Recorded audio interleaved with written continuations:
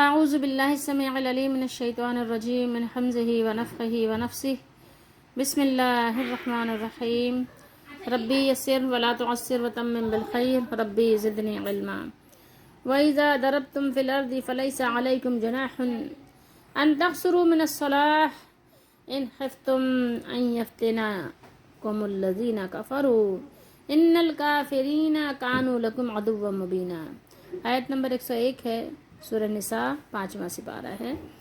اور جب تم زمین میں سفر کرو، وَإِذَا ضَرَبْتُمْ، ضربہ کا ایک معنی ہوتا ہے سفر کرنا بھی، مارنے کا معنی بھی ہوتا ہے، اور زمین کو روننا بھی ہوتا ہے، اور مثال کے لیے بھی استعمال ہوتا ہے۔ وَإِذَا ضَرَبْتُمْ، جب تم لوگ زمین پر سفر کرو تو تم پر کوئی گناہ نہیں کہ تم نماز قصر کر لو۔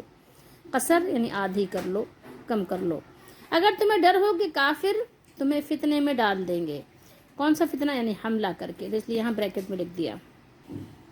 فتنے کے بہت سارے معنی ہیں، لیکن ایک معنی لڑائی جھگڑے کے بھی ہیں۔ بے شک کافر تمہارے کھلے دشمن ہیں۔ ان الکافرین کانوا لکم عدوا مبینا۔ اس سے پہلے جو ہم نے آیات تلاوت کی تھیں، وہ کم و بیش جو 4 آیات تھیں، ان میں ہجرت کا ہی بیان تھا، ٹھیک ہے، اور ہجرت سے کن لوگوں کو استثناء حاصل تھی، تو ان لوگوں کا بیان تھا، اور ہجرت کی رغبت بھی دلائی گئی تھی۔ اور اللہ تعالیٰ نے فرمایا وَمَن يُهَاجِرْ فِي سَبِيلِ اللَّهِ يَجِدْ فِي الْأَرْضِ مُرَاغَمًا كَثِيرًا وَسَعًا، کہ جو بھی شخص اللہ کی راہ میں گھر بار چھوڑ کر جائے، وہ زمین میں بہت سی جگہ اور کشادگی پائے گا۔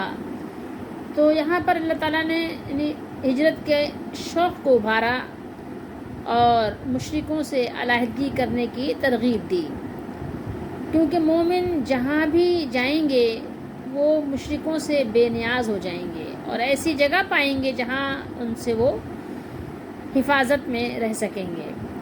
تو مراغم استعمال ہوا، جو کہ مصدر بھی ہے، اور اس میں ظرف کے معنی میں بھی استعمال ہوتا ہے۔ اس کے علاوہ مراغم زمین میں ایک جگہ سے دوسری جگہ منتقل ہونے کو کہتے ہیں۔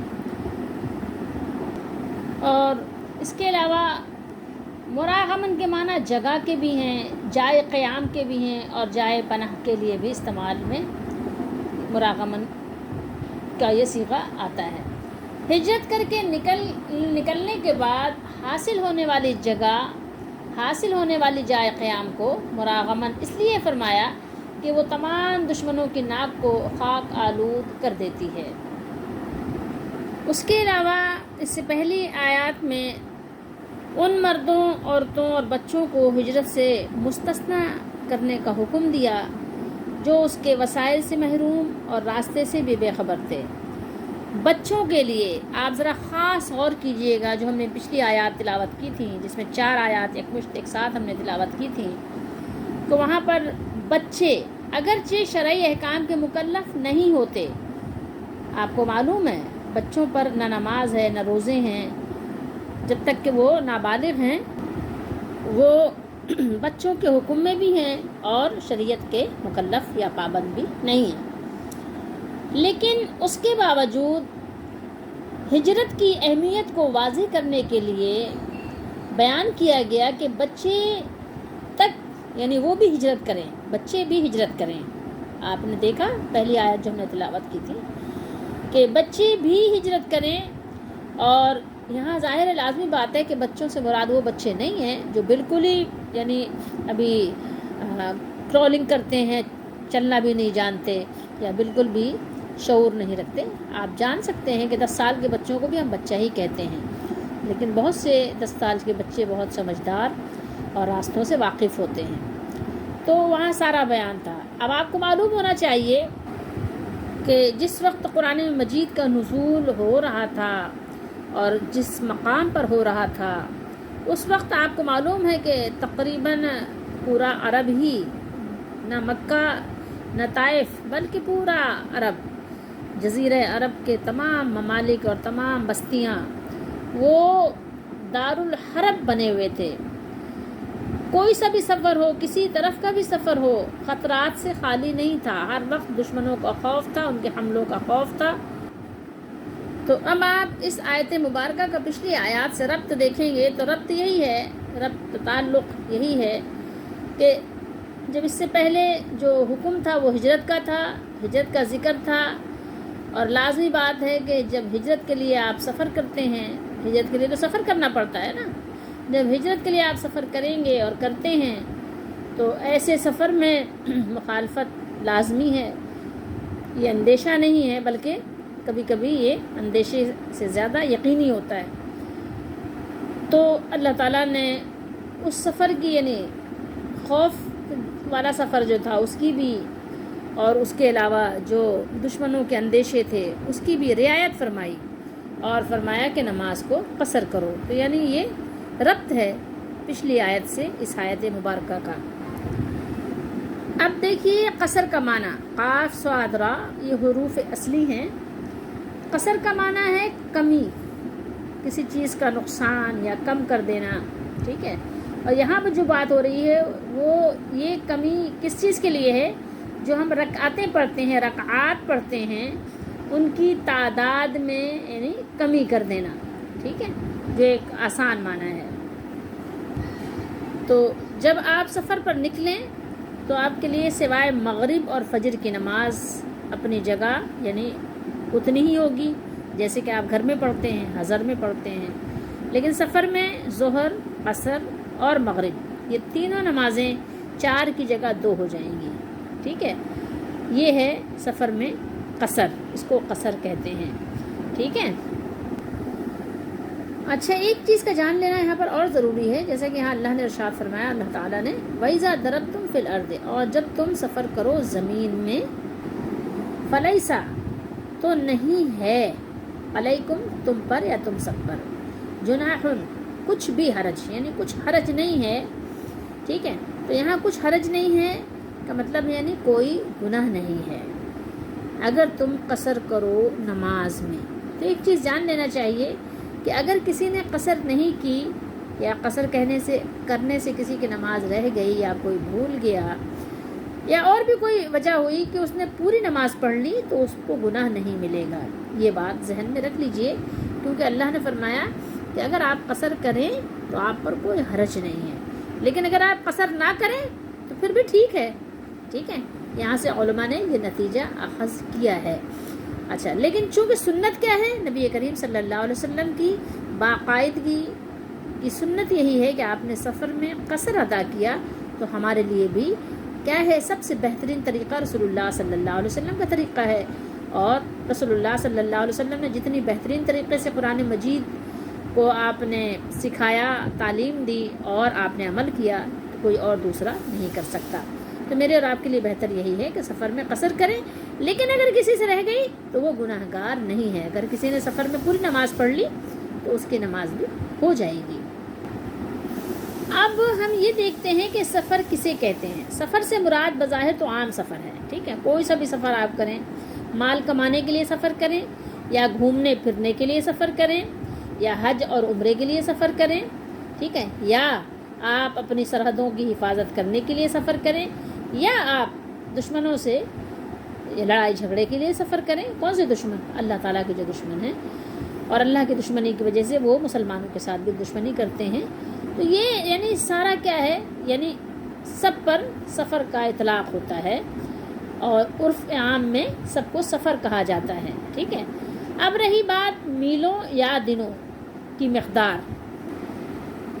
میلوں سے مراد میل کی جمع ہے، میل آپ کہتے ہیں نا، میل یا مائل وغیرہ، اور دنوں سے مراد دن کی جمع ہے دنوں، ٹھیک ہے۔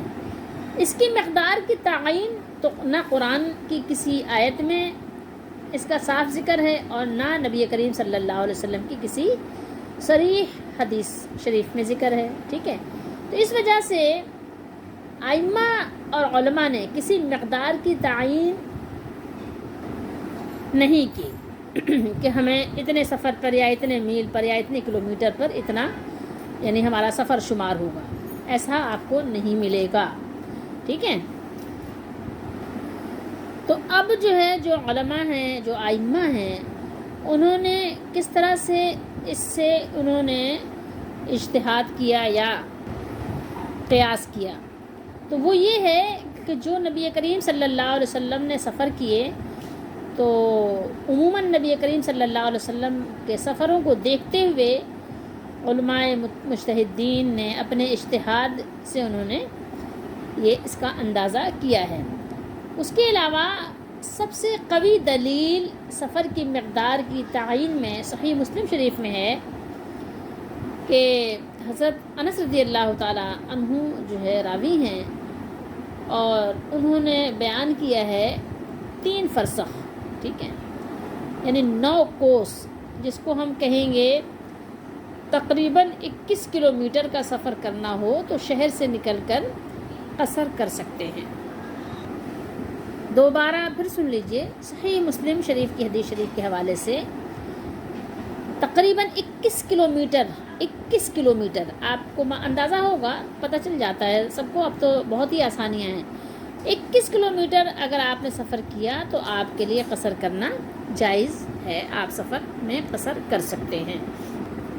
اور دوسری بات سمجھنا یہ بھی بہت ضروری ہے کہ کسی صحیح حدیث شریف میں نبی کریم صلی اللہ تعالیٰ علیہ وآلہ وسلم سے یہ ثابت نہیں کہ آپ نے کسی سفر میں فرض نماز سے پہلے یا بعد میں سنتیں نوافل، جس کو ہم نفل بھی کہتے ہیں اور سنت بھی کہتے ہیں، ادا کی ہوں، ٹھیک ہے، یہ کسی بھی صحیح حدیث شریف سے ثابت نہیں ہے۔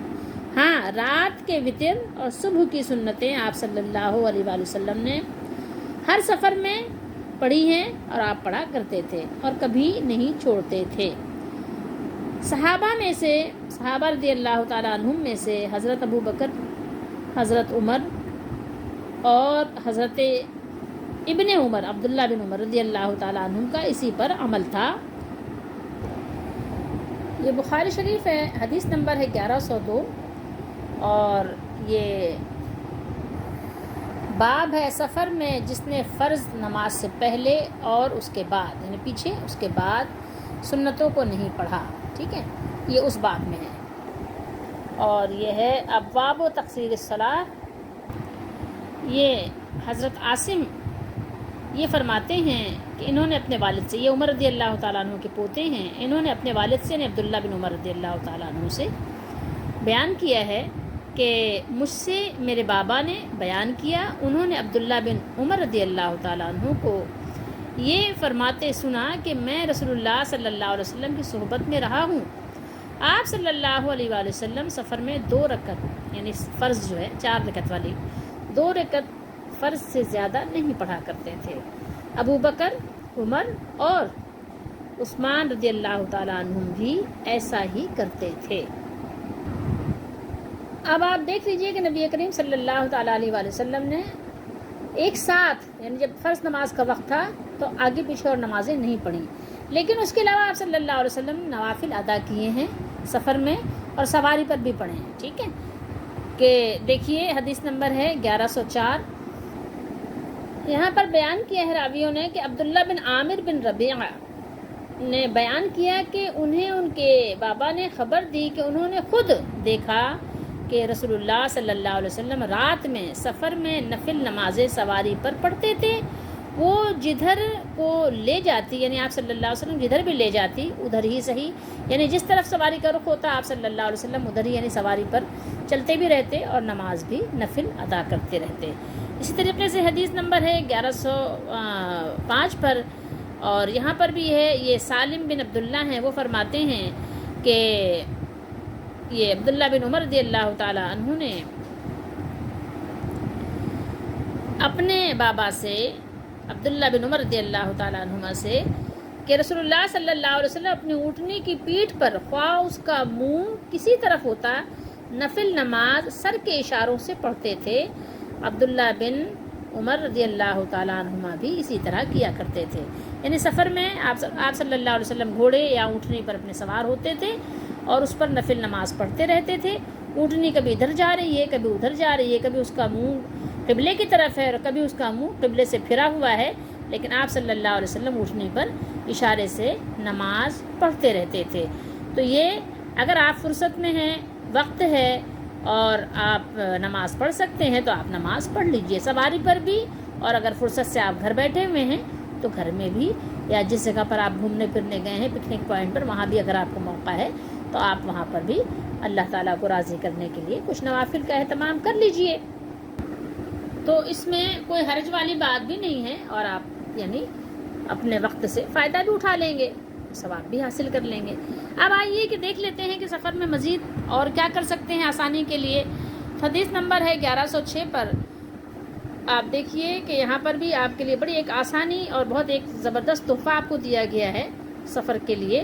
اس کے علاوہ گھر کے لیے بھی کبھی کبھی سہولت کے لیے یہ ہے آپ کے لیے، لیکن یہ سفر کے لیے تو بالخصوص آپ اس سے فائدہ اٹھائیے، نفع اٹھائیے۔ یہاں پر بھی ہے کہ عبداللہ بن عمر رضی اللہ تعالیٰ عنہما فرماتے ہیں نبی اکرم صلی اللہ علیہ وسلم کو اگر سفر میں جلدی چلنا منظور ہوتا تو مغرب اور عشاء ایک ساتھ ملا کر پڑھتے، ٹھیک ہے، یعنی مغرب میں نماز پڑھتے، مغرب کے 3 فرض پڑھے اور اس کے بعد کیا عشاء کے 4 فرض پڑھ لیے، اور اگر سفر میں ہیں تو کیا کیا اس کو، مغرب کے 3 فرض پڑھے اور عشاء کے 2 فرض پڑھ لیے اور پھر اپنا سفر جاری کر دیا۔ اسی طریقے سے ظہر اور عصر کو بھی ملا کر پڑھ لیتے، ٹھیک ہے۔ یہ میں آپ کو سفر کی بات بتا رہی ہوں، اور پھر حالت قیام میں بھی یہ صورتیں جائز ہیں یا نہیں۔ اسی طریقے سے ایک بات اور بھی ہے کہ اگر کوئی مسافر ہے اور جس کے پیچھے نماز پڑھ رہا ہے امام کے پیچھے، امام مقیم ہے، تو پھر اس کے پیچھے قصر نہیں کرے گا، پوری نماز پڑھے گا۔ پھر یہاں مزید آگے اللہ رب العالمین نے ارشاد فرمایا ان خفتم ان یفتنکم الذین کفروا، تو یہ آیت مبارکہ چونکہ جہاد کے سلسلے میں نازل ہوئی ہے اس لیے اس میں نماز قصر کی اجازت کے ساتھ فرمایا اگر تمہیں ڈر ہو کہ کافر تمہیں فتنے میں ڈال دیں گے، تو اب یہاں سے کوئی یہ اندازہ لگائے کہ اگر کافر کی طرف سے لڑائی جھگڑے کا اندیشہ اور فتنے کا اندیشہ ہو تو نماز قصر کریں، اور اگر فتنے کا اندیشہ نہ ہو تو نماز قصر نہ کریں۔ تو اب اس کے بارے میں ہم کیسے رہنمائی حاصل کریں، کیونکہ یہاں پر استعمال کیا ہوئے الفاظ استعمال ہوئے کہ اگر تمہیں ڈر ہو کہ کافر تمہیں فتنے میں ڈال دیں گے، ٹھیک ہے۔ تو اب پھر باقی رہا عام سفر جس میں دشمن کا خوف نہیں ہو، دشمن فتنے میں نہ ڈالے، تو اس میں قصر کے حکم کے بارے میں یہ آیت مبارکہ تو خاموش ہے، ٹھیک ہے۔ تو اب ہم کیسے رہنمائی حاصل کریں، تو اب ہم نبی کریم صلی اللہ تعالیٰ علیہ وآلہ وسلم کے قول، آپ صلی اللہ علیہ وسلم کے فعل سے رہنمائی حاصل کریں گے، ٹھیک ہے۔ آپ صلی اللہ علیہ وسلم نے اپنے قول و فعل سے اس آیت مبارکہ کی وضاحت فرمائی ہے، ٹھیک ہے۔ حضرت عمر رضی اللہ تعالیٰ عنہ سے ایک شخص نے سوال کیا کیا وجہ ہے کہ لوگ ہر سفر میں قصر کر رہے ہیں، حالانکہ قرآن مجید میں یہ حکم خوف کے ساتھ مقید ہے۔ کس کے ساتھ مقید ہے، یعنی قید لگی ہوئی ہے خوف کی، تو خوف کے ساتھ مقید ہے۔ تو حضرت عمر رضی اللہ تعالیٰ عنہ نے فرمایا خود مجھے بھی اس سے تعجب ہوا تھا، اور میں نے نبی کریم صلی اللہ علیہ وآلہ وسلم سے اس کا ذکر کیا، تو آپ صلی اللہ علیہ وآلہ وسلم نے ارشاد فرمایا یہ ایک صدقہ ہے جو اللہ نے تم پر کیا ہے، یعنی اللہ تعالیٰ نے اپنے بندوں پر صدقہ کیا ہے، لہٰذا تم اس کا صدقہ قبول کرو۔ یہ مسلم شریف کی حدیث شریف ہے۔ یعنی آسان انداز میں سمجھیے کہ آپ جب سفر آپ کر رہے ہیں، آپ کو کسی کا خوف نہیں ہے، پھر بھی آپ نماز قصر کریں گے، کیوں؟ اس لیے کہ یہ اللہ تعالیٰ کی طرف سے صدقہ ہے، اور اس کا صدقہ قبول کرنا ہم سب پر لازم ہے، اس کی فرما برداری کرنا ہم سب پر لازم اور واجب ہے۔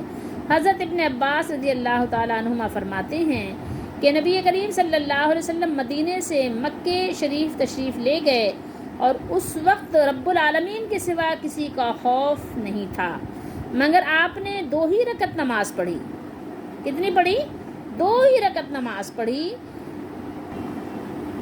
حالانکہ فرما رہے ہیں کہ کوئی خوف نہیں تھا، لیکن آپ صلی اللہ علیہ وسلم نے اللہ تعالیٰ کا حکم بجا لا کر پورا کر کے امتیوں کو سکھا دیا۔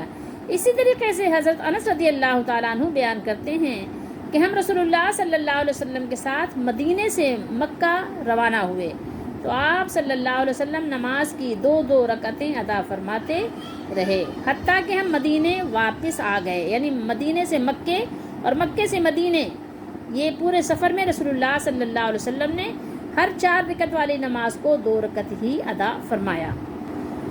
اور مزید حدیث شریف کے الفاظ یہ ہیں کہ حدیث کے راوی کہتے ہیں کہ میں نے پوچھا آپ لوگوں نے مکے میں کتنی دیر قیام کیا تھا؟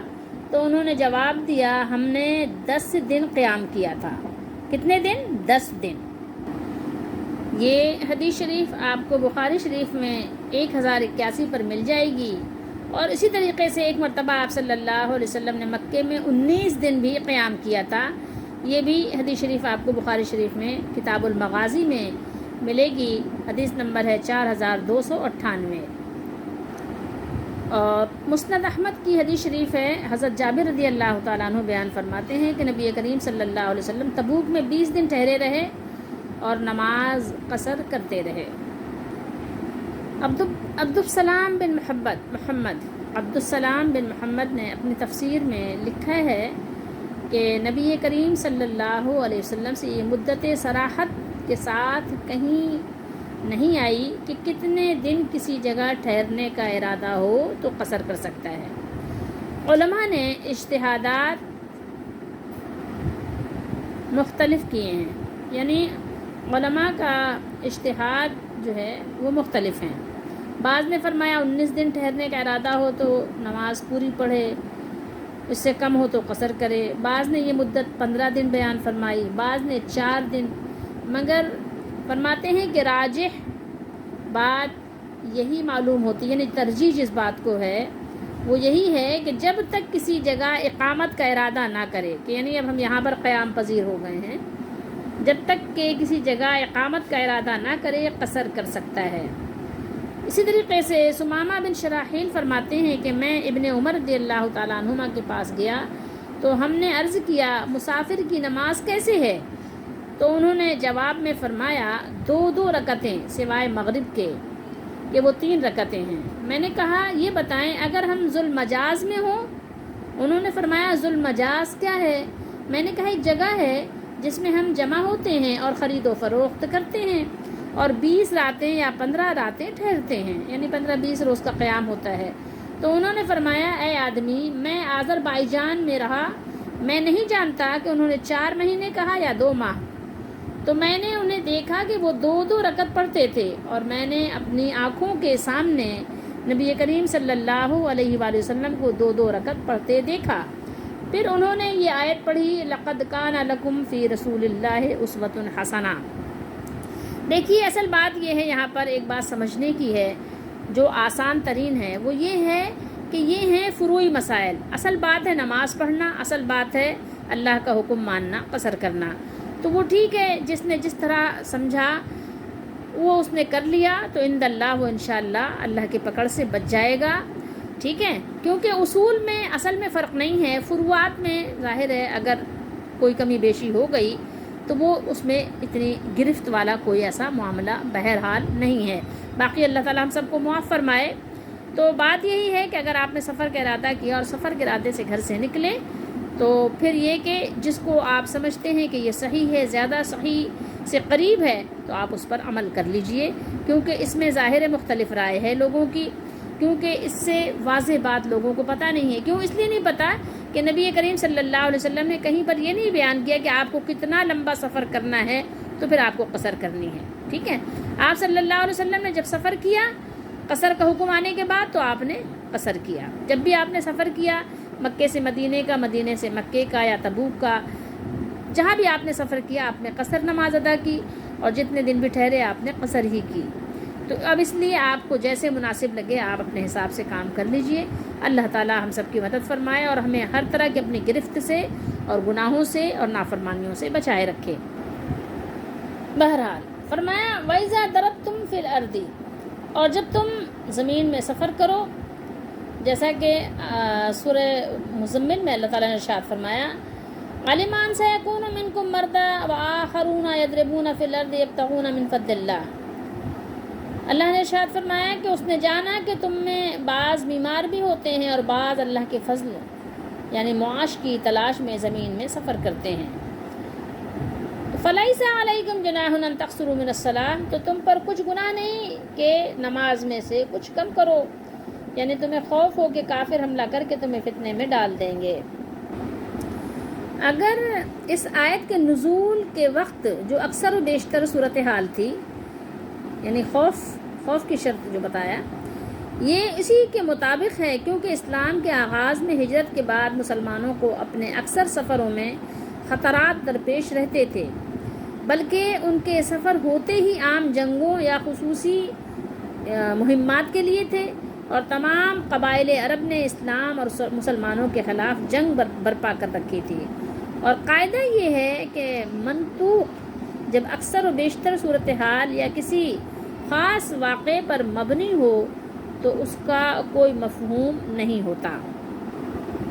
تو اس آیت کریمہ کا یہ مطلب نہیں کہ اگر سفر میں کافروں کی طرف سے ایذا کا خوف نہ ہو تو پھر نماز قصر نہ کرو، یہ ہرگز اس کا مطلب نہیں ہے، کیونکہ رسول اللہ صلی اللہ علیہ وسلم کی سنت اس کے مطابق ہی ہے کہ آپ صلی اللہ علیہ وسلم نے حالت امن میں بھی قصر ہی پڑھی ہے اور اس کو اللہ کا صدقہ قرار دیا.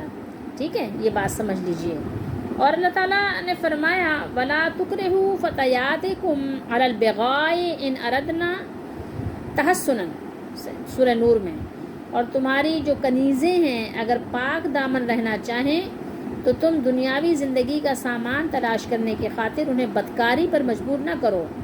تو اس آیت مبارکہ کا یہ مطلب نہیں کہ اگر وہ پاک دامن نہ رہنا چاہیں تو پھر تم انہیں بدکاری پر مجبور کر سکتے ہو. کیا یہ مطلب ہے اس کا؟ نہیں، ہرگز نہیں ہے. اسی طرح اللہ تعالیٰ نے فرمایا وَرَبَائِبُكُمُ اللَّاتِي فِي خُجُورِكُم مِّن نِّسَائِكُمُ اللَّاتِي دَخَلْتُم بِهِنَّ سورہ نساء میں، اور جن عورتوں سے تم یعنی اپنے معاملات کر چکے ہو جو نکاح کے ہوتے ہیں، تو ان کی لڑکیاں جن کی تم پرورش کرتے ہو، جو تمہارے یعنی کس میں ہیں؟ حجور میں ہیں، پرورش میں ہیں، تو وہ بھی تم پر حرام ہیں. تو اس کا یہ مطلب نہیں کہ ان عورتوں کی جو لڑکیاں تمہاری پرورش میں نہیں ہیں وہ حرام نہیں ہیں، یعنی ان کی بیٹیاں حرام ہیں ہر صورت میں، چاہے تم ان کی پرورش کر رہے ہو، تمہارے گھر میں ہیں، زیر پرورش ہیں، یا وہ اپنے نانی کے گھر میں ہیں، کہیں اور ہیں، ان کی پرورش ہو رہی ہے، تو پھر بھی وہ حرام ہی ہیں. ٹھیک ہے. تو قرآن مجید کو جب بھی پڑھیں تفسیر ساتھ میں رکھیں اور بہت ہی توجہ اور غور سے پڑھیں، اس کا ترجمہ پڑھیں، اس کو سمجھنے کی کوشش کریں. اسی طریقے سے صحیح البخاری کی روایت میں الفاظ یہ بھی ہیں کہ رسول اللہ صلی اللہ علیہ وآلہ وسلم نے جب حج کیا تھا، حجۃ الوداع، اور انتہائی پرامن حالت میں آپ صلی اللہ علیہ وسلم منا میں تھے، اور آپ صلی اللہ علیہ وسلم نے وہاں پر 2 رکعتیں پڑھائی تھی. آپ نے جو جماعت کرائی تھی صحابہ کو 2 رکعتیں پڑھائی تھی، حالانکہ وہ پرامن حالت تھی. تو اب آپ اندازہ لگا سکتے ہیں کہ حج ایسا مبارک سفر جس میں انسان عبادت کرنے ہی کے لیے جاتا ہے. کس لیے جاتے ہیں حج پہ؟ اللہ کی عبادت کرنے جاتے ہیں، اللہ کو راضی کرنے کے لیے جاتے ہیں.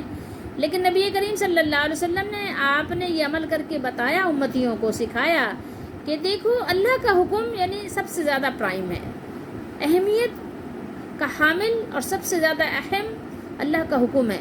جب اللہ کا حکم آ جائے تو اس کو پورا کرنا ہے. آپ گئے تو عبادت کرنے کے لیے، لیکن آپ کی 4 رکعت والی نماز 2 رکعت ہو گئی، حالانکہ آپ کو 4 کے بجائے اب تو 8 پڑھنی چاہیے. اگر آپ دیکھیں عبادت کی نیت سے اور نظر سے تو 4 کے بجائے آپ کو 8 اور 8 کے بجائے آپ کو 16 پڑھنی چاہیے. نہیں، لیکن کیا ہے کہ اب وہ آپ کو 4 کے بجائے 2 پڑھنی ہو رہی ہے. ٹھیک ہے. کیوں؟ اس لیے کہ اللہ کا یہی حکم ہے. آپ دیگر عبادتیں کریں، نوافل پڑھیں، تسبیحات پڑھیں، اس کا ذکر کریں، اور جو لوگوں کے ساتھ احسان والا سلوک ہے، حسن اخلاق کا سلوک ہے، وہ کریں. ٹھیک ہے. اسی طریقے سے آپ جمعے کا دن دیکھیں جو سب سے زیادہ یعنی مبارک اور برکت والا دن سمجھا جاتا ہے، تو اس دن جمعے کی نماز میں روزانہ ظہر میں ہم 4 رکعتیں پڑھتے ہیں، لیکن جمعے کے دن کتنی رکعتیں ہیں؟ 2 فرض ہیں. تو بہت زیادہ اللہ تعالیٰ کو یہاں پر بندوں کی عبادت منظور اور درکار نہیں ہے، بلکہ فرما برداری، اللہ کی اطاعت درکار ہے. تو ہمیں سمجھنا چاہیے، اور رسول اللہ صلی اللہ علیہ وسلم کی سنت ہمارے لیے بہترین اسوہ ہے. ٹھیک ہے. بہترین طریقہ کس کا طریقہ ہے؟ رسول اللہ صلی اللہ علیہ وسلم کا طریقہ ہے. اللہ تعالی ہم سب کو قرآن مجید کو صحیح طریقے سے سمجھنے کی اور اسی کے مطابق زندگی گزارنے کی، اس کو اپنے اوپر نفاذ کرنے کی توفیق دے، اور اللہ تعالی ہماری دستگیری فرمائے، ہمارے لیے ہر طرح کی سنت پر عمل کرنے میں آسانیاں فرمائے۔